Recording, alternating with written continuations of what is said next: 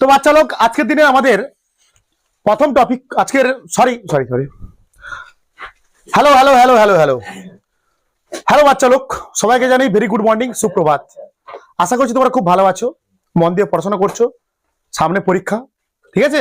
তোমরা মন দিয়ে পড়াশোনা করো এখন। হ্যাঁ, ক্লাসগুলো খুব ভালো করে দেখো, তোমাদের সব প্রশ্ন কমন পড়বে। সবাইকে জানাই ভেরি গুড মর্নিং, সুপ্রভাত। আজকে আমরা শুরু করব নতুন টপিক, অ্যাভোগাড্রোর সূত্র। কি শুরু করব? অ্যাভোগাড্রোর সূত্র। আগের দিন আমরা কি করছিলাম? অনেক অঙ্ক করেছিলাম। আজকে আমরা করব কিছু থিওরি করব প্রথমে। হ্যাঁ, ঠিক আছে? সবাইকে জানাই ভেরি গুড মর্নিং, সুপ্রভাত। আমরা শুরু করছি আজকের দিনের প্রথম টপিক, অ্যাভোগাড্রোর সূত্র। অ্যাভোগাড্রোর সূত্র। কোন গ্যাসের চাপ আর উষ্ণতা স্থির থাকলে, চাপ ও উষ্ণতা যদি স্থির থাকে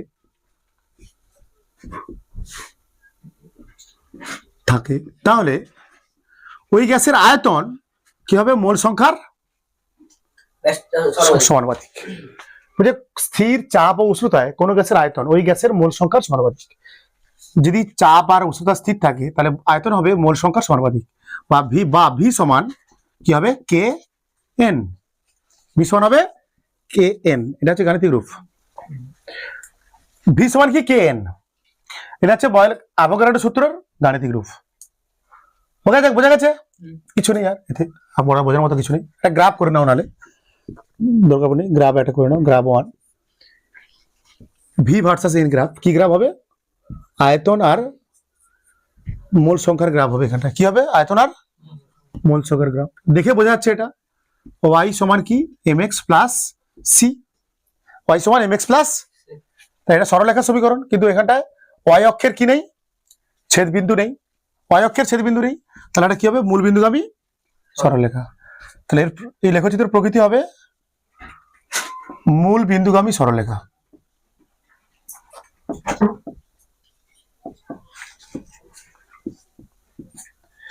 মূল বিন্দুগামী সরলরেখা হবে অ্যাভোগাড্রোর সূত্র। বলছে অ্যাভোগাড্রোর সূত্র কি বলছে? স্থির চাপ ও উষ্ণতায় কোন গ্যাসের আয়তন ওই গ্যাসের মোল সংখ্যার সমানুপাতিক।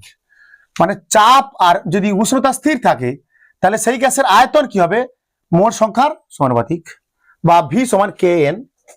এর লেখচিত্র কি হবে? ভি এন লেখচিত্র কি হবে? ভি এন লেখচিত্র মূল বিন্দুগামী সরলরেখা হবে। কারণ এখানে কে সমান কি? V N. এটাকে তুলনা করো কার সাথে?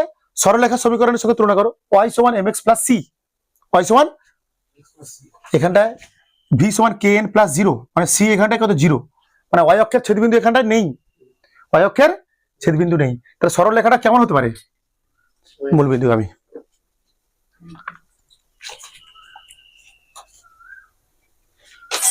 বুঝতে পেরেছো? গ্যাসের অবস্থার সমীকরণ বা আদর্শ গ্যাস সমীকরণ। তোমাদের সেদিন বলেছিলাম না, পিভি সমান কি? এন আর টি। এটা প্রতিষ্ঠা করবো আমরা। পিভি সমান এন আর টি হচ্ছে, এটা হচ্ছে আদর্শ গ্যাস সমীকরণ। এটা আমরা প্রতিষ্ঠা করব। বলছে হ্যাঁ অবশ্যই ইম্পর্টেন্ট জিনিস, এগুলো ইম্পর্টেন্ট জিনিস। এগুলো তোমাদের করাচ্ছি, ইম্পর্টেন্ট টপিক শেখাচ্ছি তোমাদের। এগুলো গ্যাসের অবস্থার সমীকরণ বা আদর্শ গ্যাস সমীকরণ বা পিভি সমান এন আর টি সমীকরণটা প্রতিষ্ঠা করব। বলছে একটা জিনিস মনে রাখবে, কোন গ্যাসের ভর, উষ্ণতা, চাপ এদের দ্বারা একটা গ্যাসের অবস্থাকে আমরা সম্পূর্ণভাবে প্রকাশ করতে পারি।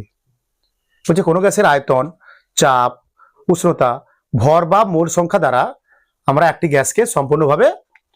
গ্যাসের অবস্থাকে সম্পূর্ণভাবে প্রকাশ করতে পারি।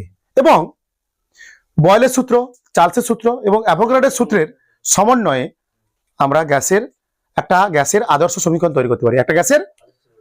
সমীকরণ তৈরি করতে পারি। কি বলছি? কোন গ্যাসের আয়তন, চাপ, উষ্ণতা এবং মোল সংখ্যা দ্বারা আমরা সেই গ্যাসের সম্পূর্ণ অবস্থাকে প্রকাশ করতে পারি। এবং বয়েল, চার্লস এবং অ্যাভোগাড্রোর সূত্রের সমন্বয়ে কোন গ্যাসের আদর্শ সমীকরণ প্রতিষ্ঠা করা যাক। ধরো তিনটে সূত্র লাগবে। কি কি সূত্র লাগবে? বয়েলের সূত্র লাগবে, চার্লসের সূত্র লাগবে আর অ্যাভোগাড্রোর সূত্র লাগবে।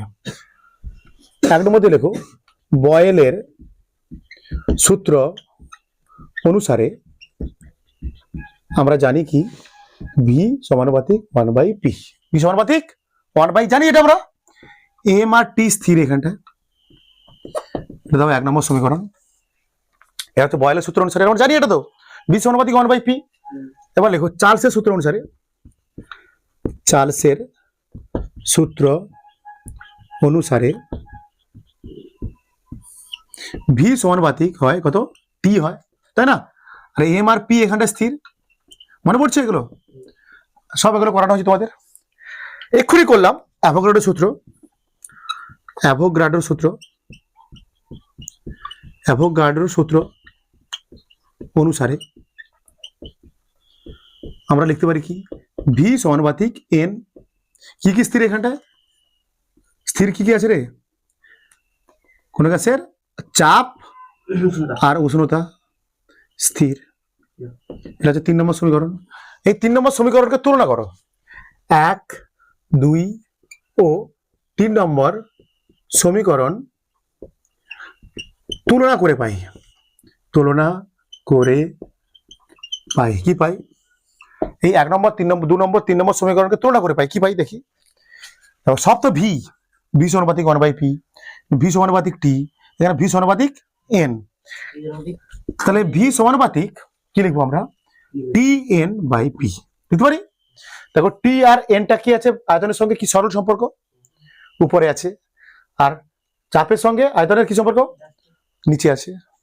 বা ভি সমান আর টি এন বাই পি, আর কি এখানটায় সমানুপাতিক ধ্রুবক, আর সমান এখানটায় সমানুপাতিক, সমানুপাতিক ধ্রুবক,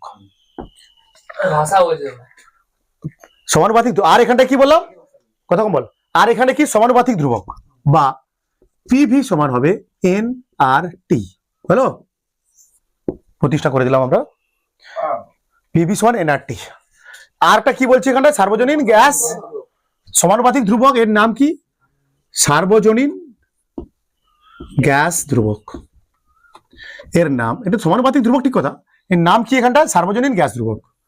একে সার্বজনীন কেন বলা হচ্ছে, সমস্ত গ্যাসের ক্ষেত্রে আর এর মান কি হয়, সমান হয়, একই হয়।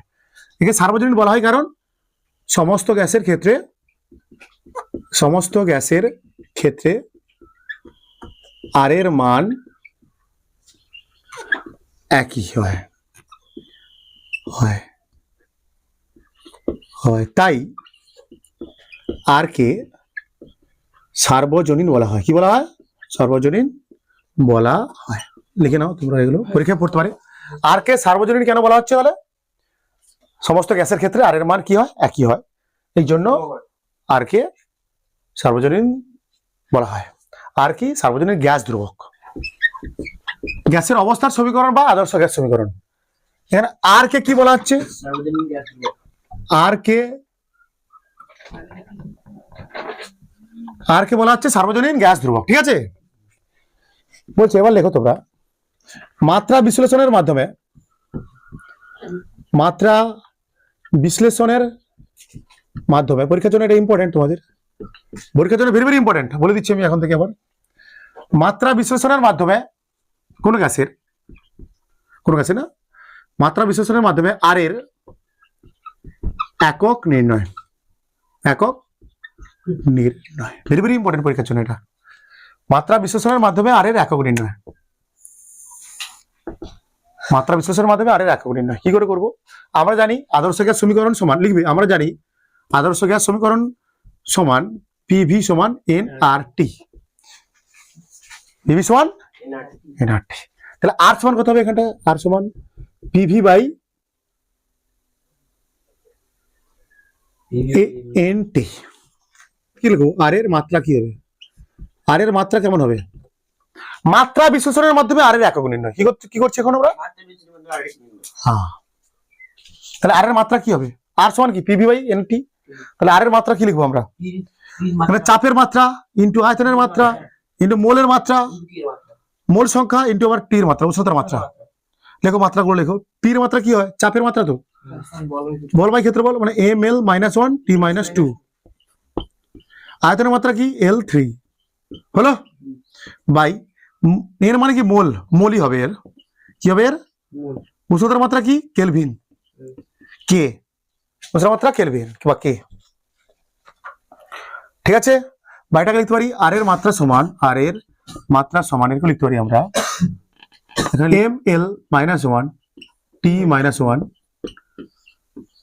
এল থ্রি লিখলাম, মোল মাইনাস ওয়ান লিখলাম, কেলভিন উপর থেকে নিচ থেকে উপরে তুলে দিয়েছি, মোল ইনভার্স কেলভিন ইনভার্স, তাই তো হলো, বোঝা যাচ্ছে। এরপর এই দুটোকে ভাবো, কোন দুটোকে ভাবো, এই দুটোকে ভাবো, এই দুটো থেকে ক্যালকুলেশন করে একটু কি পাবো, এম এল স্কোয়ার টি মাইনাস টু পড়ে আছে কি মোল ইনভার্স কে ইনভার্স।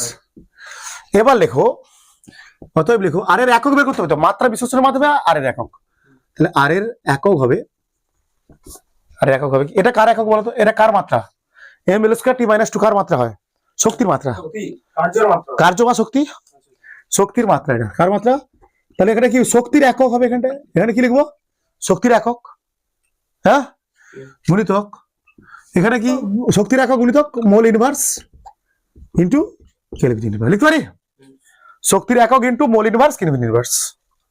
তাহলে এসআই একক বের করো এবার, এসআই একক আর এর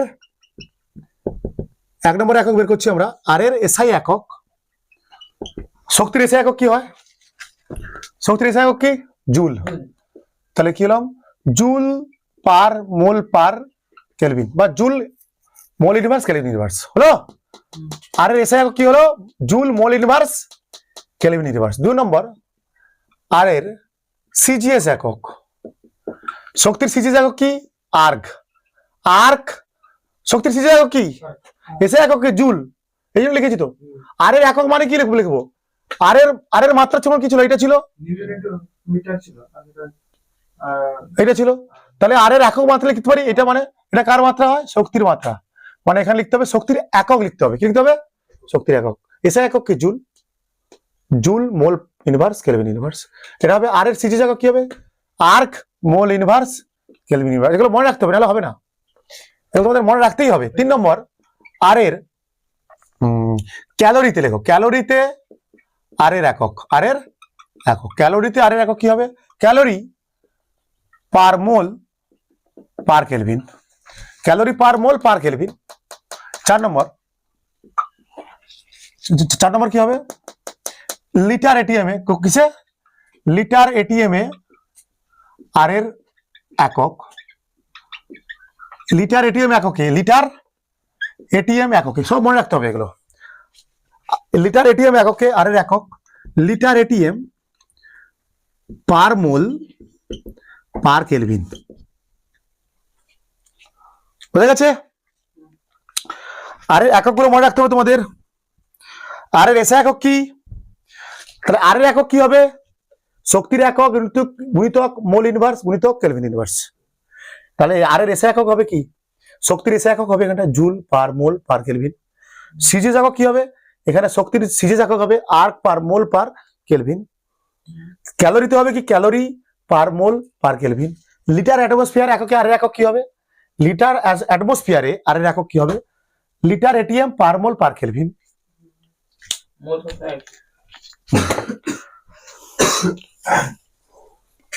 বিভিন্ন পদ্ধতিতে আর এর মান নির্ণয়, প্রথমে আমরা করব প্রথমে লিটার এটিএম এককে, লিটার এটিএম এককে আর এর মান নির্ণয়, আর এর মান নির্ণয় করব কোন এককে করব লিটার অ্যাটমোস্ফিয়ার এককে, লিটার অ্যাটমোস্ফিয়ার এককে, তাহলে পিভি সমান কি ছিল এখানটা এন আর টি, তাহলে আর সমান কত হবে পিভি বাই এন টি, তাই তো এখানে কোন এককে করছি এখন লিটার অ্যাটমোস্ফিয়ার এককে, তাহলে লিটার অ্যাটমোস্ফিয়ার এককে চাপের মান কত 1 এটিএম, কত লিটার এটিএম অ্যাটমোস্ফিয়ার এককে চাপের মান হয় 1 এটিএম, তার জন্য 1 লিখেছি। আয়তন কত হয় লিটার অ্যাটমোস্ফিয়ার এককে আয়তন কত হয় 22.4 লিটার বাই এন কত 1 মোল, 1 মোল কোন গ্যাসের কত ধরছি আমি মোল সংখ্যা কত ধরছি মোল গ্যাসের মোল সংখ্যা কত 1, ঠিক আছে 1 মোল কোন গ্যাসের ক্ষেত্রে, টি কত 273, ভাগ করলে আসবে আর এর মান আসবে লিটার অ্যাটমসফিয়ারে আর এর মান আসবে কত 0.082 লিটার এটিএম পার মোল কেলভিন। দরকার নেই এটা, এরকম লিখি litre atmosphere 0.082 litre atm per mole per kelvin. একটা বেরিয়ে গেল। লিটার এটিএম এককে আর এর মান পেয়ে গেলাম আমরা 0. একক তো একই থাকবে অবশ্যই, একক তো পাল্টাবে না। লিটার এটিএম মোল পার মোল কেলভিন। মনে রাখতে হবে এটা আর এর মান ভেরি ভেরি ইম্পর্টেন্ট। আর এর মান লিটার এটিএম এককে আর এর মান very very important 0.082 litre atm per mole per kelvin. এবার আমরা করবো 2 নম্বরে করবো কোন পদ্ধতি করবো সিজিএস পদ্ধতিতে আর এর মান নির্ণয়। সিজিএস পদ্ধতিতে আর এর মান নির্ণয় করবো আমরা।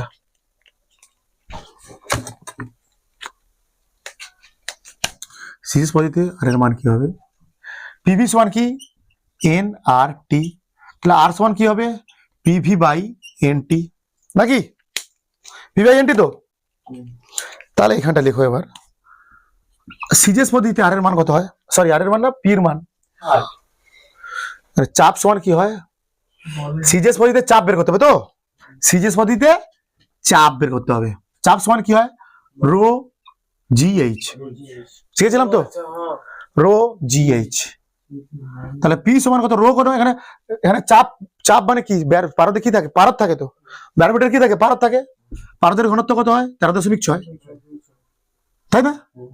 এইচ কত 76 সেমি উপরে ওঠে। আর জি কত এখানে 980 বা 81 যা খুশি দিতে পারো, 981 দেবে, কি দেবে 81 দেবে। এখানে চাপটা হচ্ছে এইটা, চাপের সূত্র কি চাপ বের করার সূত্র কি 9 করেছিলাম, এই 9 করেছিলাম, এইটা করেছিলাম। চাপ সমান ঘনত্ব অভিকর্ষ ত্বরণ এবং উচ্চতা। চাপ মাপার জন্য কি ব্যবহার করা হয় ব্যারোমিটার ব্যবহার করা হয়। ব্যারোমিটার কি থাকে পারদ থাকে, পারদের ঘনত্ব কত 13.6, উচ্চতা কত পারদটা কত সেমি উপরে ওঠে 76 সেমি, আর অভিকর্ষ ত্বরণ কত 981 করো। তাহলে এবার পির জায়গায় এটা বসবে 13.6 ইন্টু 76 ইন্টু 981 ইন্টু আয়তন কত 2400, সরি 22400। এটা কাটাকাটি করলে হবে সিরিজ পদ্ধতি আর এর মান আসবে 8.314 into 10⁻⁷ erg per kelvin, erg per mole per kelvin. হয়ে গেল এটা, তাহলে আমরা করে নিলাম এটা। দুটো পদ্ধতি হয়ে গেল আমাদের, দুটো পদ্ধতিতে হয়ে গেল। বুঝতে পারছো এটা সিজিএস পদ্ধতিতে আর এর মান বের করছি আমরা পিভি সমান এনআরটি, তাহলে আর সমান কি হবে পিভি বাই এনটি। তাহলে এখানটা আর এর মান বের করবো। সিজিএস পদ্ধতিতে চাপ কত, চাপের মান কত, সিজিএস পদ্ধতিতে চাপের মান কত, চাপ সমান আমরা কি জানি রো এই জিএইচ, রো জিএইচ, রো মানে ঘনত্ব, জি মানে অভিকর্ষ ত্বরণ, জি মানে এইচ মানে উচ্চতা। আমরা চাপ মাপি কিসের সাহায্যে ব্যারোমিটার যন্ত্রের সাহায্যে, চাপ মাপি ব্যারোমিটার যন্ত্রের সাহায্যে। আর ব্যারোমিটারে থাকে কি পারদ থাকে, পারদের ঘনত্ব কত হয় 13.6, আর ব্যারোমিটারে পারদ সম্পর্ক কতটা ওঠে 76 সেমি, মানে এইচ মানে এখানে 76, আর জি মানে এখানটা অভিকর্ষ ত্বরণ।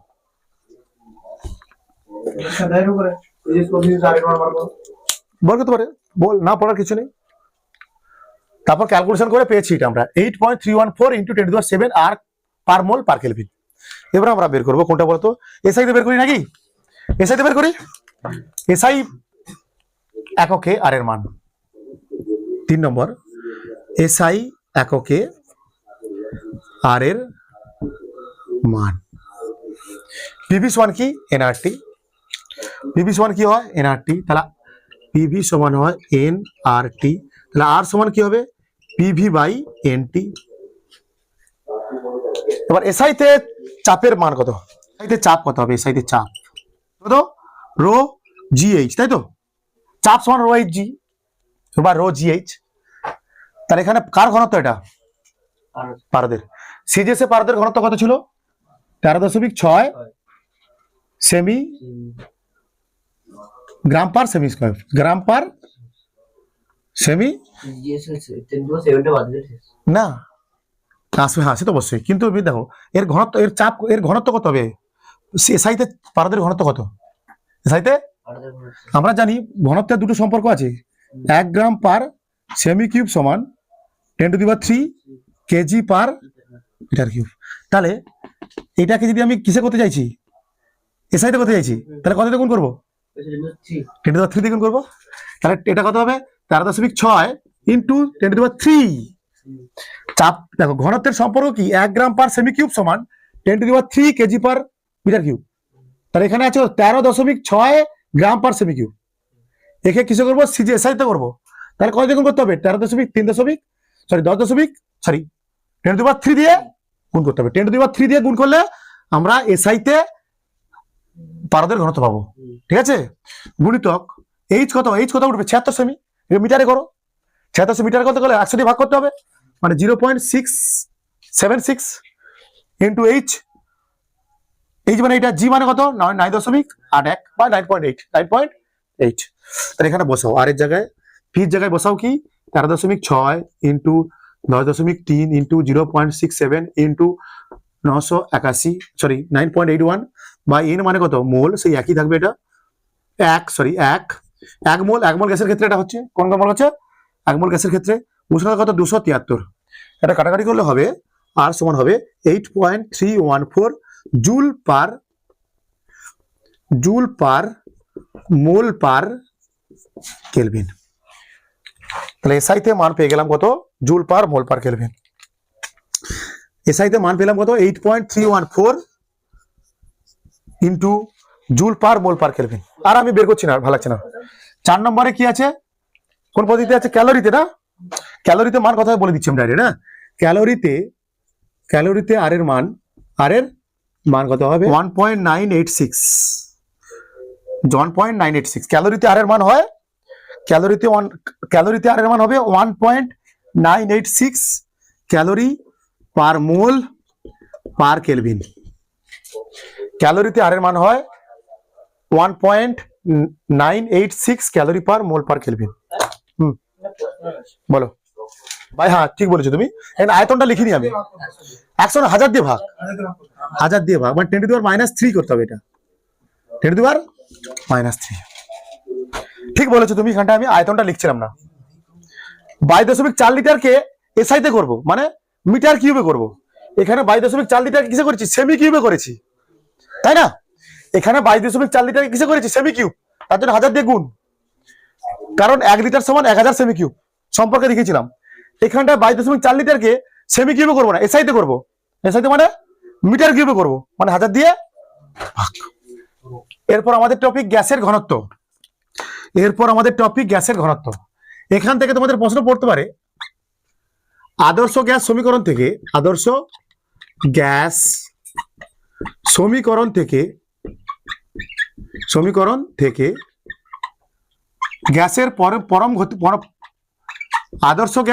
থেকে গ্যাসের পরম ঘনত্বের মান নির্ণয়। বোঝা গেছে কি বললাম? এখন আমরা কি করব? এখন আমরা পড়ছি গ্যাসের ঘনত্ব।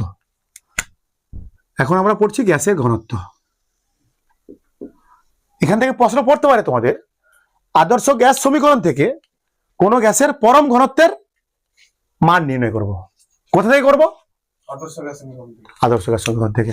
আমরা জানি আদর্শ গ্যাস সমীকরণ সমান, লিখবে এরকম, পিভি সমান NRT। ঠিক আছে। ঘনত্ব সমান কি হয়? জানো? ভর বাই আয়তন। তাহলে পিভি সমান হবে, এন মানে জায়গায় লিখতে পারি কি? W/m। মোল সংখ্যা মানে কি?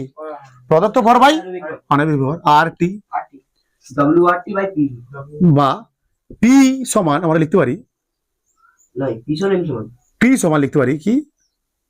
আচ্ছা আগে কি করো, এটা এমটাই পাশে নিয়ে চলে আসো। তাহলে PM সমান হবে W/V। এমটাকে এখানে নিয়ে আসো, ভিটাকে পাশে নিয়ে চলে আসো, RT। এই W মানে কি? এখানটায় ভর। W মানে কি ছিল? ভর, গ্যাসের ভর। V মানে কি? আয়তন। তাহলে W/V মানে কি আসলে? ভর বাই আয়তন, মানে ঘনত্ব। PM সমান রো আর টি, এটা তো ঘনত্ব। তাহলে ঘনত্ব সমান কত হবে, রো সমান কত হবে, পিএম বাই আর টি। তো হয়ে গেছে, হয়ে গেছে, তুলে ফেলো।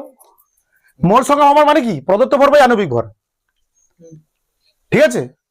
তাহলে এমটাকে এ পাশে নিয়ে চলে আসো। আমরা ঘনত্ব জানি, ঘনত্ব মানে কি জানি আমরা, ভর বাই আয়তন। তাহলে এমটাকে এ পাশে নিয়ে চলে আসো, আয়তনকে এ পাশে নিয়ে চলে আসো। এমটাকে এর সঙ্গে পিস কাছে নিয়ে চলে আসো, আয়তনটাকে এখানে নিয়ে যাও। তাহলে এটা কি, প্রদত্ত ভর বাই আয়তন, প্রদত্ত ভর বাই আয়তন। ডবল বাই ভি মানে আসলে কি, এখানটা ভর বাই আয়তন, ভর বাই আয়তন মানে রো, এটাই ঘনত্ব। তাহলে ঘনত্ব সমান হবে পিএম বাই আর টি। ভালো প্রশ্ন এটা। আদর্শ গ্যাস সমীকরণ থেকে গ্যাসের পরম ঘনত্বের মান নির্ণয় বা রাশিমালা, পরম ঘনত্বের রাশিমালা লিখতে পারো। এখানে কি লিখতে পারো, রাশিমালা নির্ণয়, পরম ঘনত্বের রাশিমালা নির্ণয়। আদর্শ গ্যাস সমীকরণ থেকে গ্যাসের আণবিক ভরের রাশিমালা প্রতিষ্ঠা করব। আদর্শ গ্যাস সমীকরণ থেকে গ্যাসের আণবিক ভর, আণবিক ভর মানে কি দ্বারা প্রকাশ করি আমরা, বড় হাতের এম দ্বারা, বুঝতে পেরেছো, আণবিক ভর বড় হাতের এম।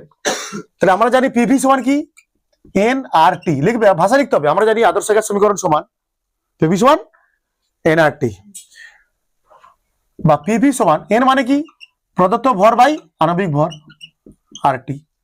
আবার কার মান লাগবে, এম এর মান লাগবে। আণবিক এম মানে কি, এখানে আণবিক ভর, তো এম সমান কি হবে, W R T by PV, হয়ে গেছে, W R T by PV.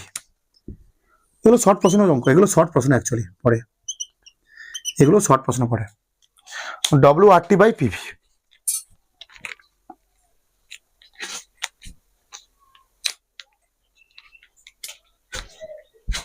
করবো আমরা, কোথা থেকে করবো বলতো, গ্যাসের ঘনত্ব আর উষ্ণতার মধ্যে সম্পর্ক কি করে করবো বলো।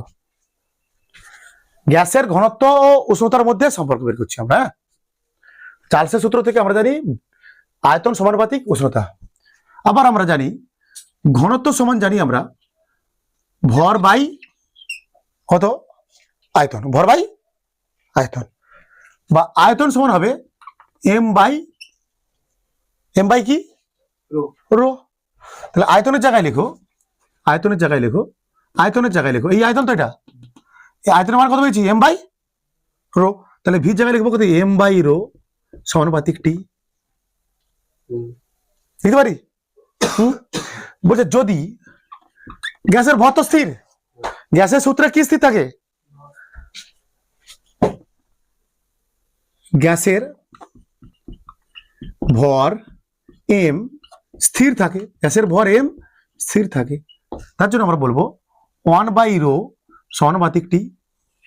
ভর তো স্থির আছে, ভর তো স্থির আছে, বা টি সমানুপাতিক বা রো সমানুপাতিক, উল্টে দিলে কি হবে 1/t। তার কি সম্পর্ক পাচ্ছি আমরা, ঘনত্বের সঙ্গে উষ্ণতার কি সম্পর্ক, ব্যস্ত সম্পর্ক। উল্টাতে পারি তো, 1/ρ সমানুপাতিক টি ছিল, বা রো সমানুপাতিক কি হবে 1/t সমানুপাতিক, হ্যাঁ প্রফেশনাল টু। তাহলে গ্যাসের উষ্ণতা ও ঘনত্বের মধ্যে কি সম্পর্ক, ব্যস্ত সম্পর্ক। মানে উষ্ণতা বাড়ালে ঘনত্ব কমবে, উষ্ণতা কমালে ঘনত্ব বাড়বে। কটা অঙ্ক, 3, 4, 5, 6, 7টা ছোট ছোট অঙ্ক, এগুলো সব শর্ট প্রশ্ন। কি প্রশ্ন এগুলো, শর্ট প্রশ্ন। বলছে এসটিপিতে কত গ্রাম N2 গ্যাসের আয়তন ও চাপের গুণফল 22.4 লিটার। বলছে এসটিপিতে কত গ্রাম N2 গ্যাসের আয়তন ও চাপের গুণফল 224 লিটার অ্যাটমসফিয়ার। ভালো অঙ্ক এটা। এসটিপিতে কত গ্রাম N2 গ্যাসের আয়তন ও চাপের গুণফল, আয়তন ও চাপের গুণফল 224 লিটার অ্যাটমসফিয়ার। প্রথম অঙ্কটা করছি আমরা, প্রথম অঙ্কটা করছি। এসটিপিতে কত গ্রাম, আমরা জানি কি পিভি সমান এন আর টি। কত গ্রাম কি গ্যাস, N2 গ্যাস কত গ্রাম, এখানে কোনো গ্রাম আছে, ভর আছে, আছে, এটা তো মোল সংখ্যা, এটা আর সার্বজনীন গ্যাস ধ্রুবক, এটা তো উষ্ণতা, এটা তো চাপ, এটা তো আয়তন। এখানে বলছে কত গ্রাম, কত গ্রাম N2 গ্যাসের আয়তন ও চাপের গুণফল 224 লিটার অ্যাটমসফিয়ার। পিভি সমান কি এন আর টি, এন এর জায়গায় কি লিখবো, ডব্লিউ বাই এম। এখানে ডব্লিউটাই কি এখানটায় কত গ্রাম ডব্লিউ বের করতে হবে এখানে কি বের করতে হবে হ্যাঁ মোল সংখ্যা সমান ডব্লিউ বাই এম আর টি এখানে কত গ্রাম বলেছে বা ডব্লিউ মান বের করতে হবে এখানে ডব্লিউ তা ডব্লিউ সমান কত হবে PV M by R T PV M by R T আয়তন ও চাপের গুণফল আয়তন ও চাপের 22.4 লিটার সরি 224 লিটার অ্যাটমসফিয়ার মানে এখানে এইটা দেওয়া আছে পি ইন্টু ভি দেওয়া আছে কি দেওয়া আছে 224 ইন্টু মানে কোন গ্যাস N2 গ্যাসের আণবিক ভর কত N2 গ্যাসের আণবিক ভর কত 28 বাই আর টি আর এর মান কত লিখতে হবে এখানটায় লিটার অ্যাটমসফিয়ার দেওয়া আছে এখানটায় আয়তন ও চাপের গুণফল কিসে দেওয়া আছে লিটার এটিএম এ তাহলে আর কি হবে আর এর মানটাও লিটার এটিএম লিখতে হবে 0.082 ইন্টু টি কত 273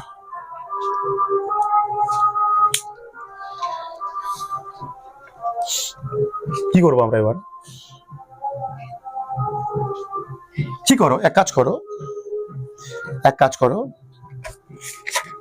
এটাকে এটা কাটাকাটি করতে পারবে না কেউ সহজে বলছে 200 মনে রাখবে তোমরা এটা মনে রাখবে 224 কে 273 দিয়ে ভাগ করলে প্রায় আসে 0.0 দেখি ভাগ করে দেখি একবার 224 কে মধ্যে ভাগ করবো 224 ভাজিতক 273 0.82 কত হবে 0.82 224 কে যদি আমরা 273 দিয়ে ভাগ করি কি পাবো 0.82 পাবো ঠিক আছে তাহলে এখানটায় তুমি দশমিক তুলে কত বসাতে হবে এখানটায় 1000 এই দশমিক তুলে এখানটায় 100 82 কেটে গেল দুটো শূন্য কেটে দিলাম উত্তর কত হচ্ছে তাহলে 280 গ্রাম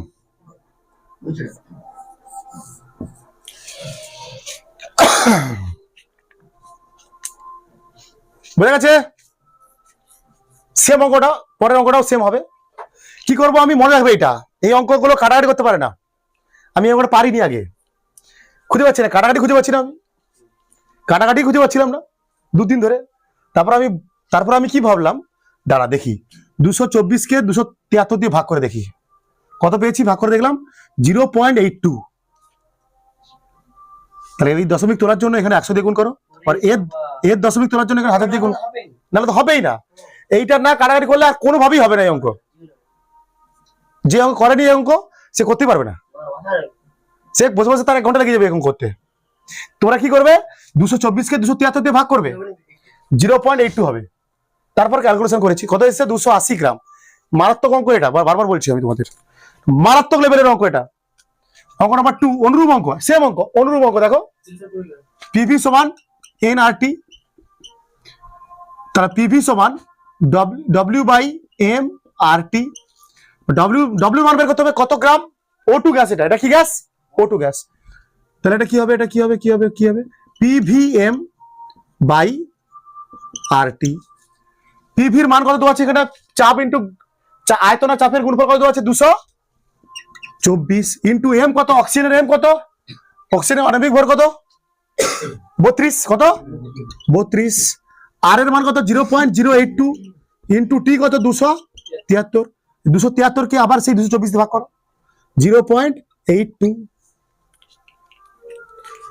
তাহলে এই দশমিক তোলার জন্য এখানটা 1000 দিয়ে গুণ এই দশমিক তোলার জন্য এখানটা 100 দিয়ে গুণ তাহলে ডব্লিউ সমান কি পাবো আমরা এই 82 কেটে গেল এবার তাহলে কত হবে 320 গ্রাম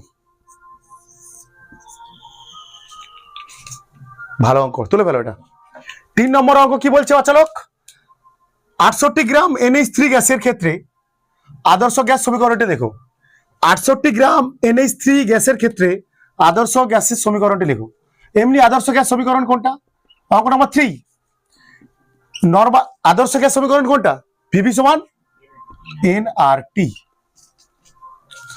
68 গ্রাম NH3 গ্যাসের ক্ষেত্রে কার কত গ্রাম 68 গ্রাম NH3 মানে ডব্লিউ দেওয়া আছে এখানটায় ডব্লিউ কত দেওয়া আছে এখানটায় 68 গ্রাম তাই তো কোন গ্যাস NH3 গ্যাসের দেওয়া আছে, তাই তো? তাহলে NH3 গ্যাসের কি হবে, NH3 গ্যাসের আণবিক ভর কত হবে, 17 হবে। নাইট্রোজেন কত, 14, H3 এটা মানে 17 গ্রাম, 17 কত 17। তাহলে এখানে PV1 কি লিখবো আমরা, এন এর জায়গায় কি লিখবো, W/M, মোল সংখ্যা সমান আণবিক ভর বাই সরি পদার্থ ভর বাই আণবিক ভর RT, বা PV সমান W কত দেওয়া আছে 68, M কত 17, RT 17 4 68, তাহলে PV সমান 4RT। উত্তর কত হবে 4RT। 68 গ্রাম NH3 গ্যাসের ক্ষেত্রে আদর্শ গ্যাস সমীকরণ হচ্ছে PV সমান 4RT, মানে শুধুমাত্র 68 গ্রাম কি দেওয়া ছিল, গ্যাসের ভর দেওয়া ছিল। 68 গ্রাম NH3 গ্যাসের ভর দেওয়া ছিল কত 68 গ্রাম, মানে সেটা মোল সংখ্যা কত 4, মোল সংখ্যা কত 4। এই জন্য মোল এন এর জায়গায় কি লেখা হয়েছে 4 লেখা হয়েছে। আসলে এটা কি বের করলাম, এটা মোল সংখ্যা বের করলাম। 68 গ্রাম NH3 গ্যাসের কি বের করলাম, মোল সংখ্যা n বের করলাম। সূত্র কি, পদার্থ ভর বাই আণবিক ভর। পদার্থ ভর কত 68 গ্রাম, আণবিক ভর কত 17 গ্রাম, তাহলে 4RT। পরের অঙ্কটাও সেম, অঙ্ক নাম্বার 4, অনুরূপ অঙ্ক। PV সমান কি nRT, PV সমান n মানে W/M RT। W কত দেওয়া আছে, PV সমান W কত দেওয়া আছে 128, কত 128। কোন গ্যাস এটা, অক্সিজেন গ্যাসের আণবিক ভর কত 32, কত 32, কত হবে এটা 4 না, 4 তো, এটাও তো 4, 32 4 128, তাহলে PV সমান কি হবে 4RT।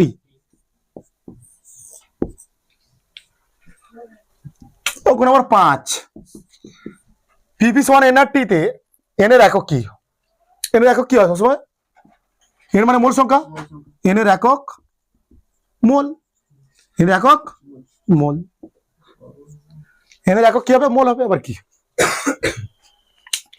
PV সমান nRT তে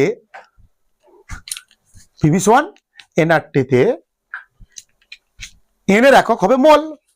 PV সমান, তারপর 6 অঙ্ক দেখো, PV সমান কি আছে W/M RT তে m এর একক মনে রাখবে, এগুলো জাস্ট m এর একক কি হয় গ্রাম পার মোল, কি হয় গ্রাম পার মোল, মনে রাখবে এটা। PV সমান W/M RT তে বড় হাতের m এর একক কি হবে গ্রাম পার মোল। আমরা করছি এবার এই অঙ্কটা, ভালো অঙ্ক এটা। 27 ডিগ্রি সেলসিয়াস উষ্ণতায় 4 ATM চাপে কি কি দেওয়া আছে লেখো। আমরা করছি কোনটা এখন, অঙ্ক নম্বর কত 1 2 3 4 5 6 7 নম্বর না, 1 2 3 4 5 6 7 নম্বর অঙ্ক করছি। অঙ্ক নম্বর 7 বলছে 27 ডিগ্রি সেলসিয়াস উষ্ণতায়, মানে টি কত 27 ডিগ্রি সেলসিয়াস মানে 300 কেলভিন, হলো। 4 ATM চাপে মানে পি কত 4 ATM চাপে। 8 গ্রাম H2 গ্যাসের আয়তন কত, 8 গ্রাম মানে W দেওয়া আছে কত 8 গ্রাম। তাহলে পরে আসছে দেখো, PV সমান কি আছে nRT, সূত্র আমরা জানি PV সমান nRT, এগুলো লিখতে হবে ভাষায় তোমাদের লিখতে হবে। আমরা জানি আদর্শ গ্যাস সমীকরণ PV সমান nRT, বা PV সমান W, n এর জায়গায় কি লিখবো W/M RT, লিখলাম।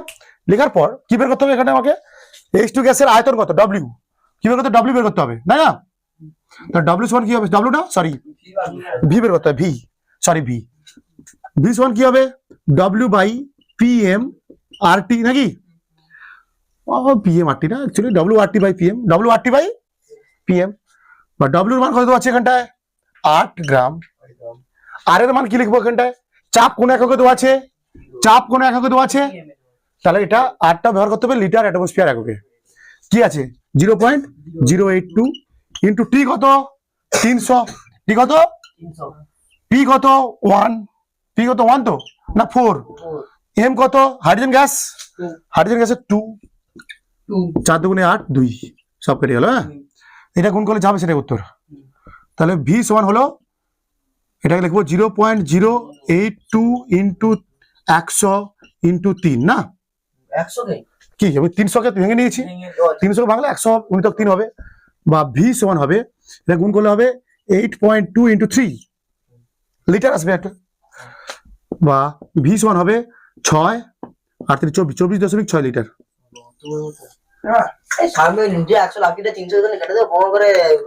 আমি এরকম কাটি, আমার ইচ্ছা মতো, তোমরা কাটো যখন ইচ্ছা।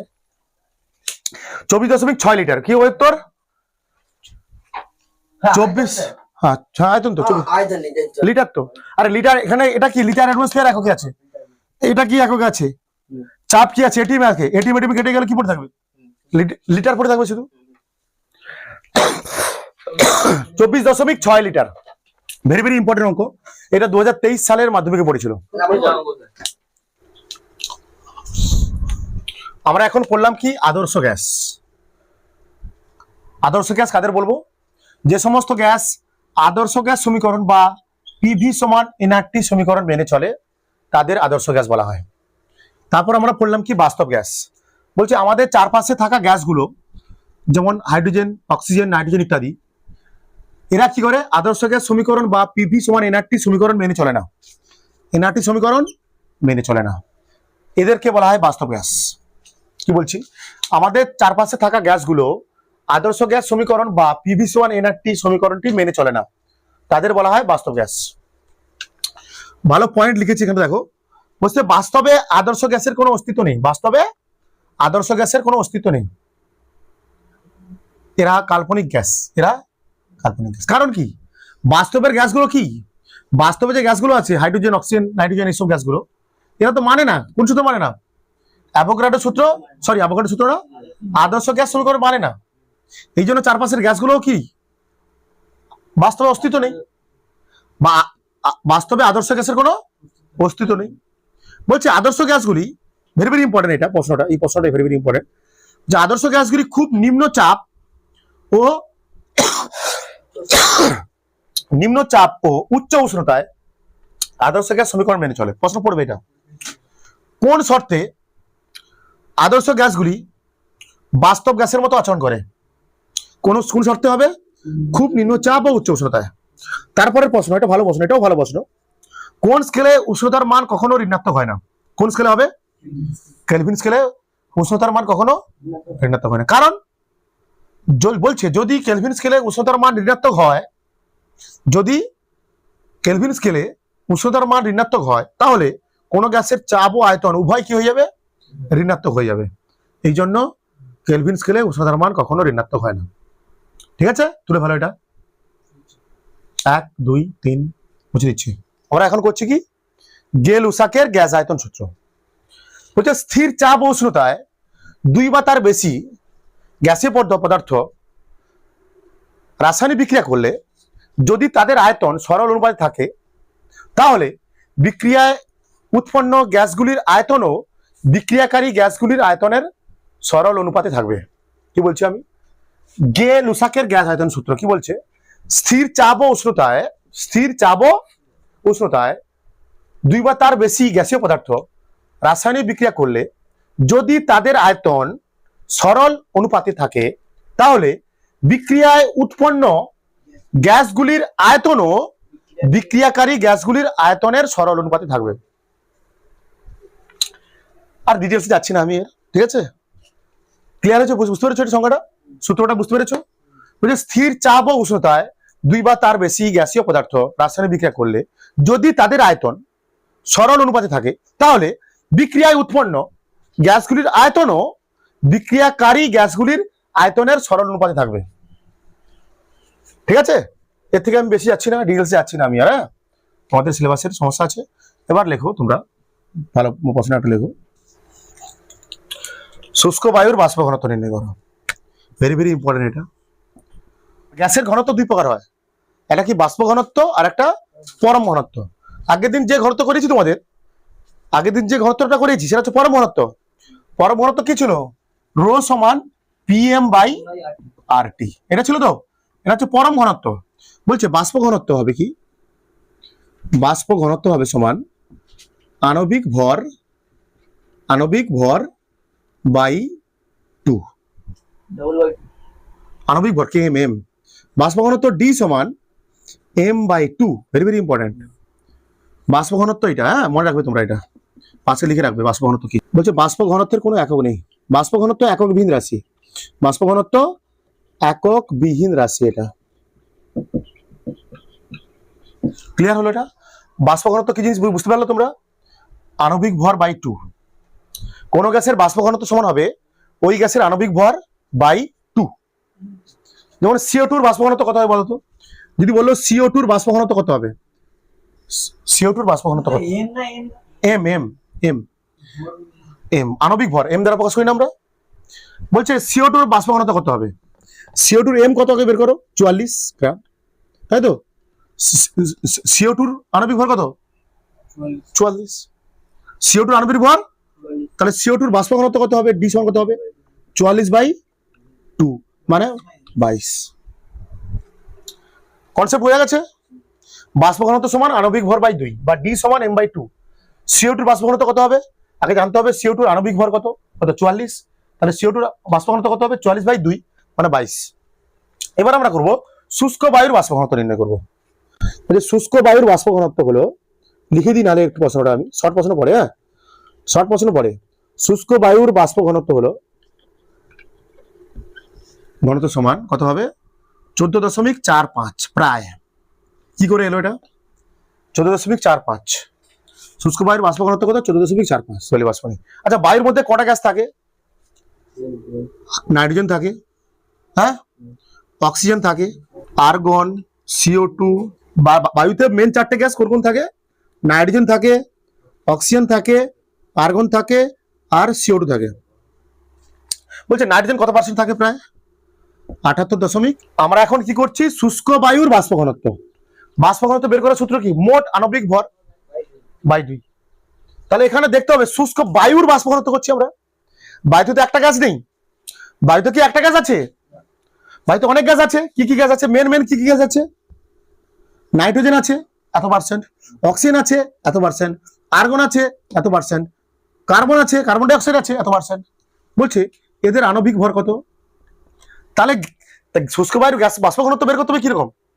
এদের প্রত্যেকটার আণবিক ভর বের করে যোগ করে 2 দিয়ে কি করতে হবে? ভাগ করতে হবে। বুঝতে পারছো না কি বলছি? আর বাষ্প ঘনত্ব বের করার সূত্র কি? আণবিক ভর বাই 2। এখন আমরা কি করছি? শুষ্ক বায়ুর বাষ্প ঘনত্ব কত হয়? 14.45। কেন, কিভাবে আসছে? কিভাবে আসছে? শুষ্ক বায়ুতে তো একটা গ্যাস নেই রে বাবু, অনেক গ্যাস আছে। তার মধ্যে আমি 4টে গ্যাস আঁকলাম, 4টে গ্যাস বললাম, এগুলো মেন থাকে।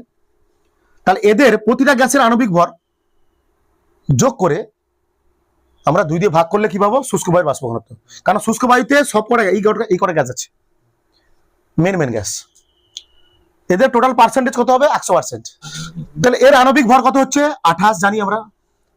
নাইট্রোজেনের পারমাণবিক ভর কত? আণবিক ভর কত? নাইট্রোজেনের পারমাণবিক আণবিক ভর কত? এম কত? 28। নাইট্রোজেন মানে 14 ইন্টু মানে 28। অক্সিজেনের কত? 32।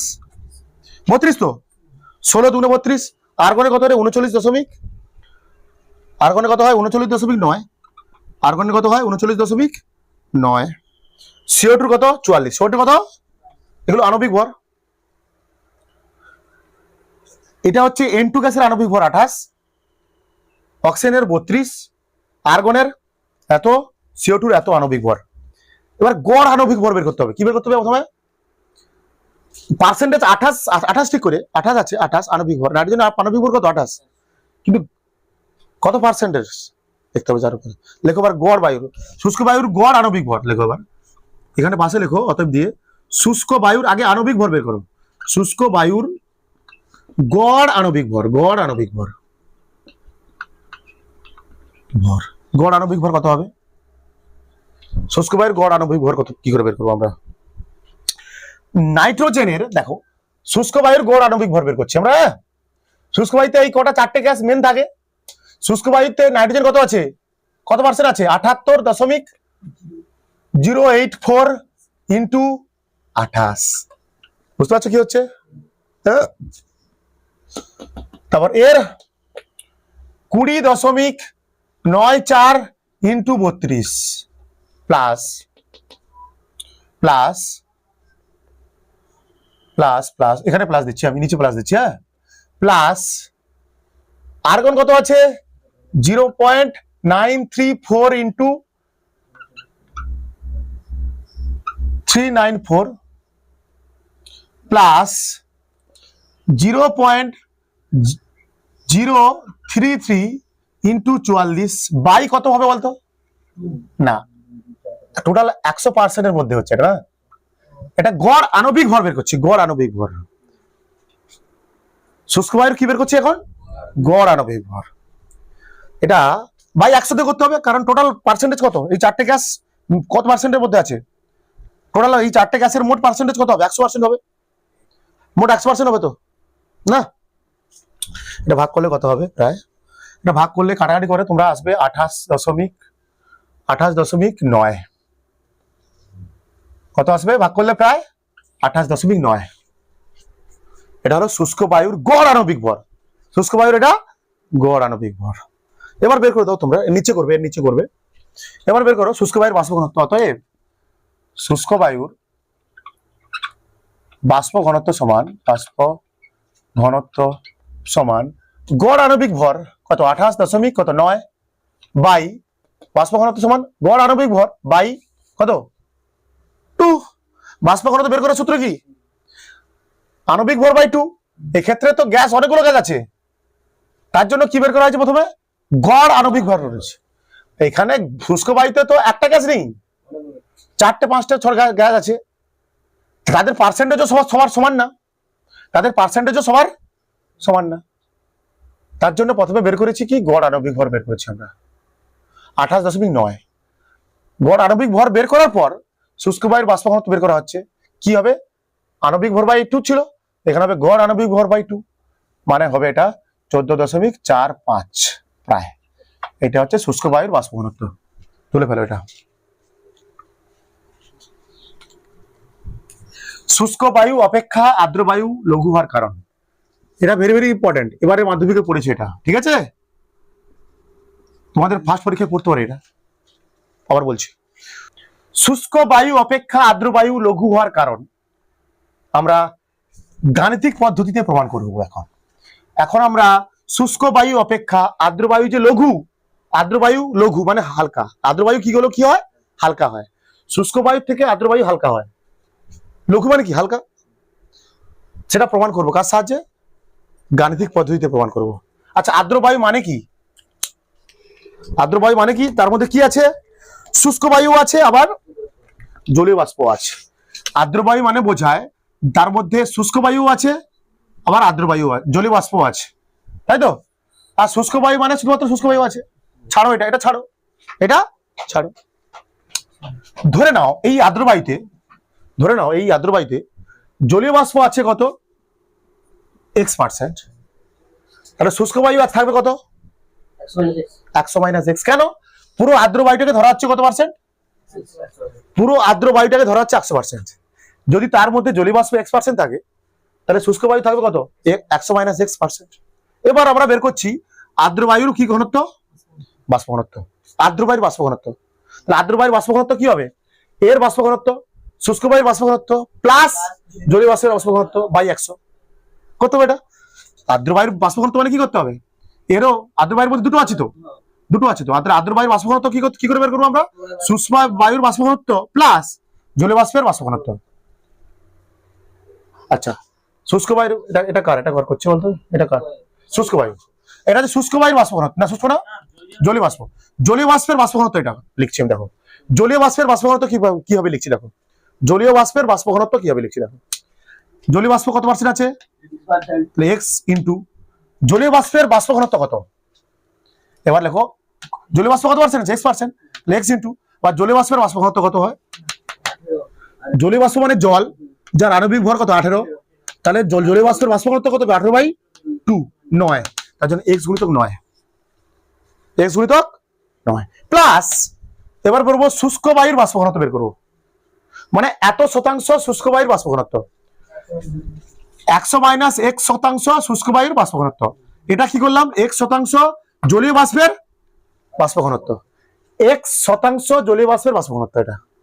এটা এখানে এবার বের করবো 100 - x% শুষ্ক বায়ুর বাষ্প ঘনত্ব।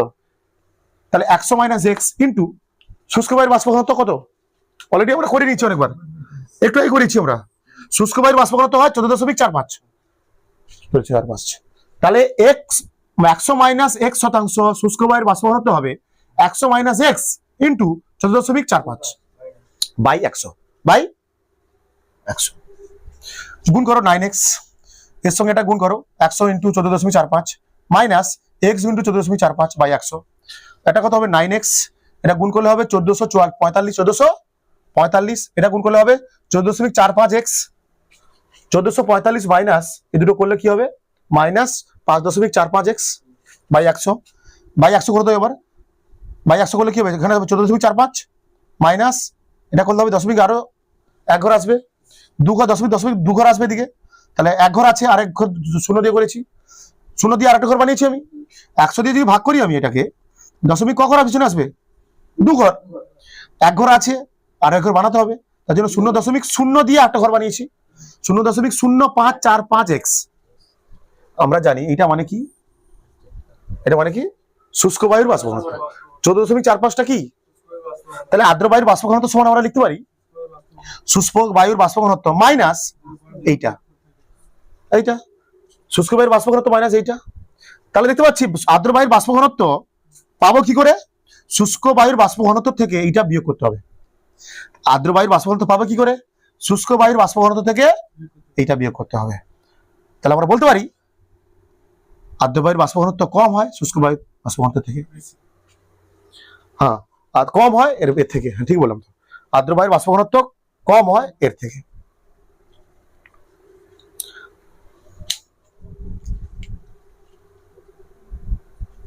অতএব দিয়ে লিখে দেবে আবার লিখে দেবে নাহলে আবার অতএব দিয়ে লিখে দেবে এই জন্য শুষ্ক বায়ু অপেক্ষা আর্দ্র বায়ু লঘু হয় এই জন্য শুষ্ক বায়ু অপেক্ষা আর্দ্র বায়ু লঘু হয় এখন আমরা পড়ছি কি গ্যাসের গতীয় তত্ত্বের স্বীকার্য এখন আমাদের টপিক গ্যাসের গতীয় তত্ত্বের স্বীকার্য বা মূল স্বীকার্য মানে গ্যাসের গতিতত্ত্ব বা কাইনেটিক থিওরি অফ গ্যাসকে লিখে দেবে এখানটা বলছে কাইনেটিক থিওরি অফ গ্যাসে কাইনেটিক থিওরি অফ গ্যাসের যে স্বীকার্যগুলো আছে বা পস্টুলেট গুলো আছে সেগুলো তোমাদের ইম্পর্টেন্ট পরীক্ষার জন্য ইম্পর্টেন্ট গ্যাসের গতীয় তত্ত্বের মূল স্বীকার্যগুলি লেখো পরীক্ষায় পড়তে পারে তোমাদের 7-8টা মতো আছে আমি কিছু লিখেছি মানে কাইনেটিক থিওরি অফ গ্যাস গ্যাসের সম্বন্ধে কি ধারণা দিয়েছেন এর মানে কি বোঝায় গ্যাসের গতীয় তত্ত্বের মূল স্বীকার্যের মানে কি বোঝায় যে এই গ্যাসের গতীয় তত্ত্বে গ্যাসকে কি হিসেবে ভাবা হয়েছে বা গ্যাসের সম্বন্ধে কি বলা হয়েছে সেটা আমরা পড়ছি এখন কি বলা হয়েছে বলছে গ্যাস অসংখ্য ক্ষুদ্র ক্ষুদ্র অণু দ্বারা গঠিত গ্যাস কি অসংখ্য ক্ষুদ্র ক্ষুদ্র অণু দ্বারা গঠিত এবং ওই অণুগুলো বলা হচ্ছে গোলাকার আর কি হয় কঠিন হয় এই অণুগুলো হয় গোলাকার বা কঠিন 2 নম্বর পস্টুলেট কি বা স্বীকার্য কি গ্যাসের অণুগুলোর মধ্যে কোন রূপ আকর্ষণ বা বিকর্ষণ বল থাকে না বলছে গ্যাসের অণুগুলোর মধ্যে কোন রূপ আকর্ষণ বা বিকর্ষণ বল থাকে না কিন্তু এটা ভুল এই পস্টুলেটটা বা স্বীকার্যটা ভুল গ্যাসের গতীয় তত্ত্বের এই পস্টুলেটটা ভুল কি বলেছে এটা কি ভুলটা কি গ্যাসের অণুগুলোর মধ্যে কোন রূপ আকর্ষণ বা বিকর্ষণ বল থাকে না এটা ভুল মানে গ্যাসের অণুগুলোর মধ্যে আকর্ষণ বা বিকর্ষণ বল থাকে ঠিক আছে বলছে গ্যাসের অণুগুলো স্থির নয় গ্যাসের অণুগুলো কি করে এরা সর্বদা সরলরেখা বরাবর 0 থেকে অসীম পর্যন্ত যে কোনো বেগ নিয়ে পাত্রের দেওয়ালে ধাক্কা মারে বা ছোটাছুটি করে কি বলছি গ্যাসের অণুগুলো স্থির নয় যে গ্যাসের অণুগুলো স্থির থাকে না এরা কি করে সর্বদা সরলরেখা বরাবর 0 থেকে অসীম পর্যন্ত যে কোনো বেগ নিয়ে পাত্রের দেওয়ালে ধাক্কা মারে মানে সেই অণুগুলোর বেগ 0 হতে পারে আবার অসীম হতে পারে যে কোনো বেগ হতে পারে এই গ্যাসের অণুগুলো স্থির নয় এরা গতিশীল এবং এই অণুগুলোর বেগ সর্বনিম্ন কত হতে পারে 0 সর্বোচ্চ হতে পারে কত অসীম যে কোনো মানে হতে পারে বলছে নির্দিষ্ট ভরের গ্যাসের ক্ষেত্রে মোট গতিশক্তি ধ্রুবক থাকে নির্দিষ্ট ভরের গ্যাসের ক্ষেত্রে মোট গতিশক্তি ধ্রুবক থাকে 4 নম্বর কি বলছে নির্দিষ্ট ভরের গ্যাসের ক্ষেত্রে মোট গতিশক্তি ধ্রুবক থাকে 5 নম্বর হচ্ছে গ্যাসের অণুগুলির গড় গতিশক্তি গ্যাসের পরম উষ্ণতার সমানুপাতিক এটা আমি আগে বলেছি এটা আমি তোমাদের আগে বলেছি গ্যাসের অণুগুলির গড় গতিশক্তি গ্যাসের পরম উষ্ণতার সমানুপাতিক। 6 নম্বর ভেরি ভেরি ইম্পর্টেন্ট, বলছে সমগ্র গ্যাসের আয়তনের তুলনায় অণুগুলির মোট আয়তন শূন্য বা নগণ্য ধরা হয়। বলছে এটাও ত্রুটি, এটাও ভুল। পরের প্রশ্ন, গ্যাসের গতীয় তত্ত্বের মূল স্বীকার্যের ত্রুটিগুলো লেখো। গ্যাসের গতীয় তত্ত্বের মূল স্বীকার্যের এই দুটো ত্রুটি লিখে ফেলো তোমরা। 2 নম্বর আর 6 নম্বর এখানে লিখে ফেলো। গ্যাসের গতীয় তত্ত্বের মূল স্বীকার্যের ত্রুটি মানে এই যে 7-8টা দিয়ে দিয়েছে, গ্যাসের গতীয় তত্ত্বের যে মূল স্বীকার্য 7-8টা আছে তার মধ্যে দুটো আছে ভুল। কি আছে ভুল? সমগ্র গ্যাসের তুলনায় গ্যাসের আয়তনের তুলনায় অণুগুলির মোট আয়তন নগণ্য বা শূন্য হয়। মানে একটা সমগ্র গ্যাসের আয়তনের তুলনায় মানে কি? সমগ্র গ্যাসের আয়তন মানে কি বলতো? সমগ্র গ্যাসের আয়তন মানে কি? গ্যাসটা পাত্রের যে আয়তনে আছে। সমগ্র গ্যাসের আয়তন বলতে বোঝাচ্ছে কি? পাত্রের আয়তন। কার আয়তন? যে পাত্রে আছে তার আয়তন। এটা হচ্ছে সমগ্র গ্যাসের আয়তন। আর অণুগুলির মোট আয়তন মানে এবার কি করো এই অণুগুলোকে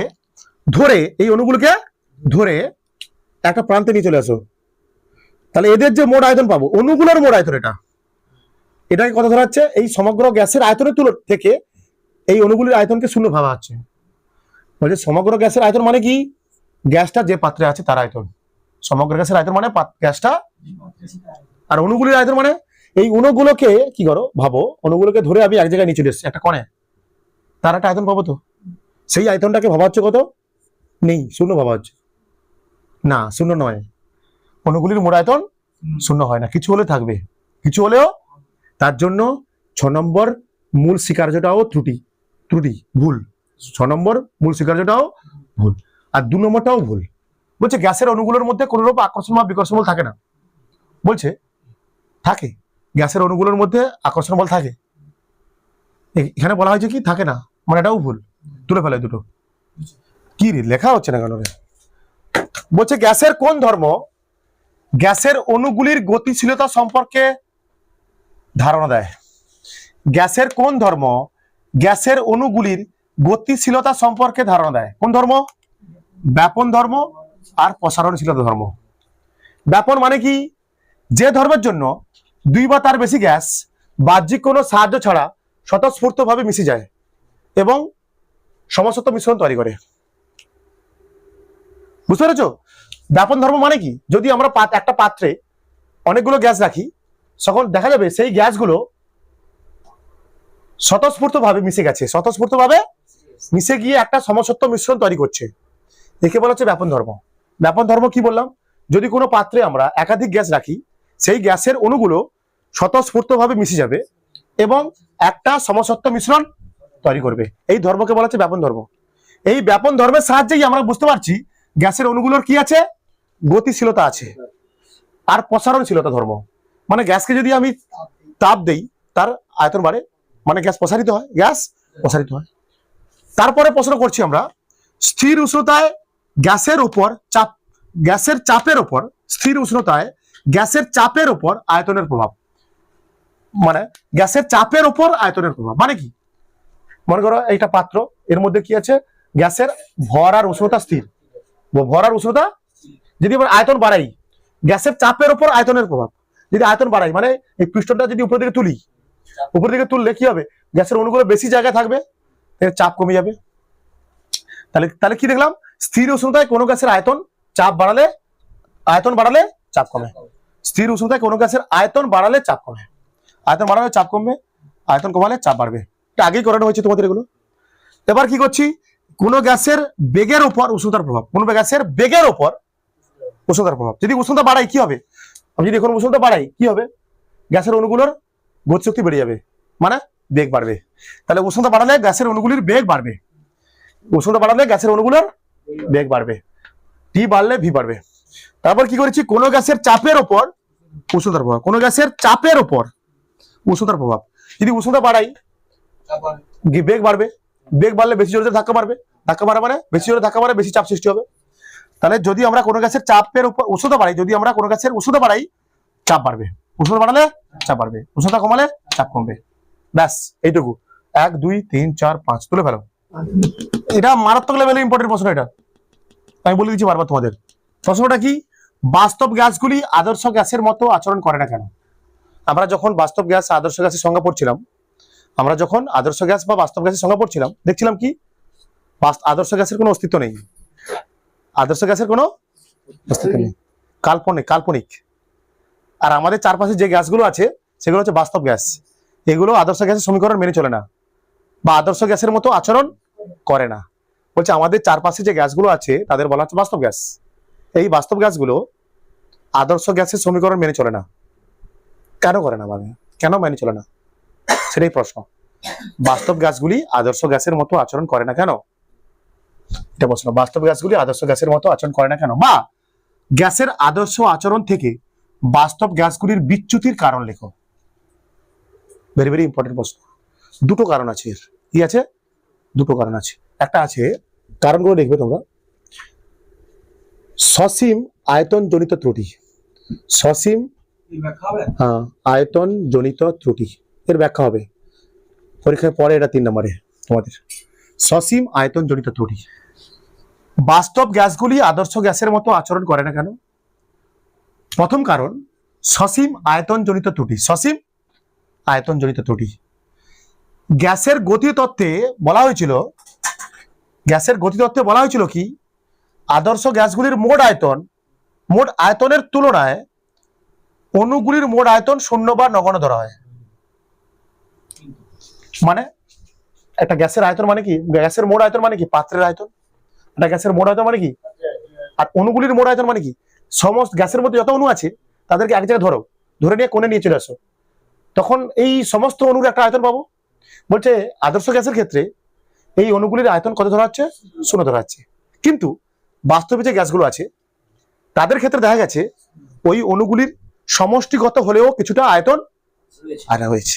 এই জন্য বাস্তব গ্যাসগুলির যে পরীক্ষালব্ধ ফলাফলটা পাবো আমরা, সেটা আদর্শ গ্যাস সমীকরণ মেনে চলে না। কারণ কি, এর কারণ কি, আদর্শ গ্যাসের অণুগুলির মোট আয়তন ধরা হচ্ছে কত, শূন্য, কিন্তু বাস্তবে যে গ্যাসগুলো আছে তাদের অণুগুলির মোট আয়তন শূন্য নয়। এই জন্য বাস্তব গ্যাসগুলির পরীক্ষা করার সময় যে মান পেয়েছি আমরা, সেটা আদর্শ গ্যাসের সমীকরণ মেনে চলে না। ক্লিয়ার হয়েছে? এবার 2 নম্বর ত্রুটি, অণুগুলির আকর্ষণ জনিত ত্রুটি। 2 নম্বর কারণ, অণুগুলির আকর্ষণ জনিত ত্রুটি। গ্যাসের গতি তত্ত্বে বলা হচ্ছে, গতীয় তত্ত্বে বা কাইনেটিক থিওরি অফ গ্যাসে বলা হচ্ছে কি, আদর্শ গ্যাসের অণুগুলোর মধ্যে কোনো আকর্ষণ বল নেই। গ্যাসের গতি তত্ত্বে বলা হচ্ছে আদর্শ গ্যাসের অণুগুলোর মধ্যে কোনো আকর্ষণ বল নেই বা আকর্ষণ বল শূন্য। কিন্তু বাস্তবে চারপাশে যে গ্যাসগুলো আছে তাদের ক্ষেত্রে দেখা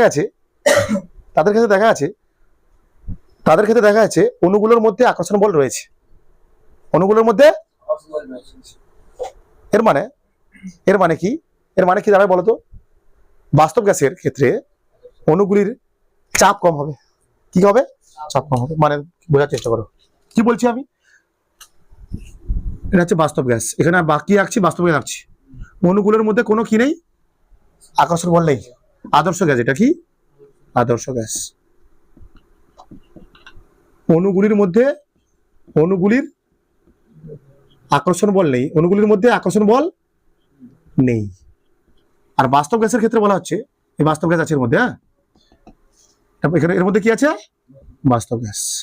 বলছে এর অণুগুলোর মধ্যে আকর্ষণ বল আছে, এখানে দুটো অণুর মধ্যে আকর্ষণ বল আছে, এখানে দুটো অণুর মধ্যে আকর্ষণ বল, এখানে দুটো অণুর মধ্যে আকর্ষণ বল আছে। তার জন্য দুটো অণু কি করেছে, প্রতিটা অণুকে কি করছে, কিছু না কিছু বল দ্বারা টেনে রেখেছে। এর মানে কি দাঁড়াচ্ছে, বাস্তব গ্যাসের ক্ষেত্রে দুটো অণুর মধ্যে কিছু না কিছু আকর্ষণ বল আছে। মানে অণুগুলো বাস্তব গ্যাসের মধ্যে থাকা অণুগুলোর মধ্যে বা অণুগুলি একে অপরকে কিছুটা হলেও বল দ্বারা টেনে রেখেছে। তার মানে বাস্তব গ্যাসের অণুগুলো পাত্রের দেওয়ালে বেশি জোরে ধাক্কা মারবে না এর অণুগুলো বেশি জোরে ধাক্কা মারবে? আদর্শ গ্যাসের অণুগুলো বেশি জোরে ধাক্কা মারবে, কারণ এই অণুগুলোর মধ্যে আকর্ষণ বল নেই। এখানে যে প্রতিটা অণু আছে এরা পরস্পরকে কোনো বল দ্বারা টেনে রাখছে না, এরা সোজাসুজি ফ্রিতে গিয়ে দেওয়ালে ধাক্কা মারবে দুম করে। আর বাস্তব গ্যাসের ক্ষেত্রে কি হয়, অণুগুলোর মধ্যে কি আছে, দুটো অণু পরস্পরকে কিছুটা হলেও আকর্ষণ দ্বারা টেনে রেখেছে, তার জন্য সেই অণুগুলো পাত্রের দেওয়ালে ধাক্কা মারবে কম বল দ্বারা। এর মানে এর চাপ কম, এর চাপ বেশি। এর চাপ, আদর্শ গ্যাসের অণুগুলোর চাপ বেশি, এর চাপ কম। এর আয়তনও বেশি, চাপ বেশি মানে আয়তন বেশি হবে, ছড়িয়ে পড়বে। এর আয়তন কম। বুঝা যাচ্ছে কি বলছি, বুঝতে পেরেছো তোমরা? খুব ভালো জিনিস এটা। গ্যাসের গতিতত্ত্ব কি বলছে, বা আদর্শ গ্যাসের অণুগুলোর মধ্যে কোনো আকর্ষণ বল নেই। এইখানে ভাবো এর মধ্যে আদর্শ গ্যাস আছে, এই দুটো অণু, এই অণুগুলোর মধ্যে আকর্ষণ বল নেই, মানে এই অণুগুলো পাত্রের দেওয়ালে কি করে বেশি জোরে ধাক্কা মারবে, মানে চাপ বেশি হবে। চাপ বেশি মানে আয়তন বেশি, তাহলে আদর্শ গ্যাসের চাপ বেশি আয়তন বেশি হয়। মাথায় রাখবে তবে তোমাদের। কেন? বাস্তব আদর্শ গ্যাসের অণুগুলোর মধ্যে কোনো আকর্ষণ বল নেই। এখানে এই আদর্শ গ্যাসের অণুগুলোর যে যত অণু আছে, আদর্শ গ্যাসের মধ্যে যত অণু আছে, তারা পরস্পরকে কোনো বল দ্বারা আকর্ষণ করছে না, টেনে রাখছে না, তার জন্য এই অণুগুলো পাত্রের দেওয়ালে জোরে জোরে ধাক্কা মারবে। আর বাস্তব গ্যাসের ক্ষেত্রে দেখা গেছে অণুগুলোর মধ্যে আকর্ষণ বল আছে, কিছু হলেও আছে, কিছু হলেও, তার জন্য দুটো অণু পরস্পর টেনে রেখেছে। তো এই অণুটা পাত্রের দেওয়ালে ধাক্কা মারতে গিয়ে ধাক্কা মারলে কম জোরে ধাক্কা মারবে না। এই অণুটা, এই দুটো অণু পরস্পরকে আকর্ষণ করে রেখেছে, এই দুটো অণু পরস্পরকে আকর্ষণ করে রেখেছে কিছুটা হলেও বল দ্বারা। তাহলে একটা দুটো অণু পাত্রের দেওয়ালে ধাক্কা মারবে কি, সেই এই আকর্ষণ বলটাকে ছিন্ন করে গিয়ে ধাক্কা মারবে, এই আকর্ষণ বলটা ছিন্ন করে গিয়ে ধাক্কা মারবে। তার মানে কি হবে, এই ধাক্কার বলটা কম হবে, ধাক্কা বল কম মানে চাপ কম হয়। লিখে ভালো এটা ভেরি ভেরি ইম্পর্টেন্ট প্রশ্ন। তোমরা আরেকটা প্রশ্ন করবে, আদর্শ গ্যাস আর বাস্তব গ্যাসের মধ্যে পার্থক্য। ঠিক আছে, আদর্শ গ্যাস আর বাস্তব গ্যাসের মধ্যে পার্থক্য করবে তোমরা। আর অঙ্ক ছিল অনেক, পার্থক্য লিখে নেবে বইতে। পার্থক্য লিখে নেবে কি, বাস্তব গ্যাস আর আদর্শ গ্যাসের মধ্যে পার্থক্য কি লিখবে। বাস্তব গ্যাসগুলি PbS1 NR2 সমীকরণ মেনে চলে না, আদর্শ গ্যাস PbS1 NR2 সমীকরণ মেনে চলে। বাস্তব গ্যাসে লিখবে চারপাশে সমস্ত গ্যাসই বাস্তব গ্যাস, আমাদের চারপাশে সমস্ত গ্যাসই, আদর্শ গ্যাসের অস্তিত্ব নেই, এরা কাল্পনিক গ্যাস। বাস্তব গ্যাসের অণুগুলির মধ্যে আকর্ষণ বল আছে, আদর্শ গ্যাসের অণুগুলির মধ্যে আকর্ষণ বল নেই, তাই না? এই তো অনেকগুলো পরে বলে দিলাম, লিখে ফেলবে। কি বললাম, অণুগুলির আকর্ষণ জনিত ত্রুটি।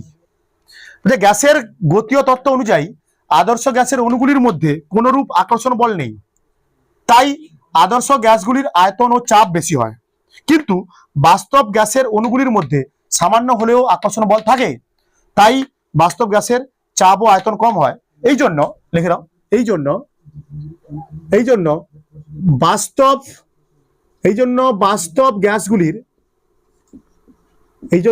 গ্যাসগুলির পরীক্ষালব্ধ ফলাফল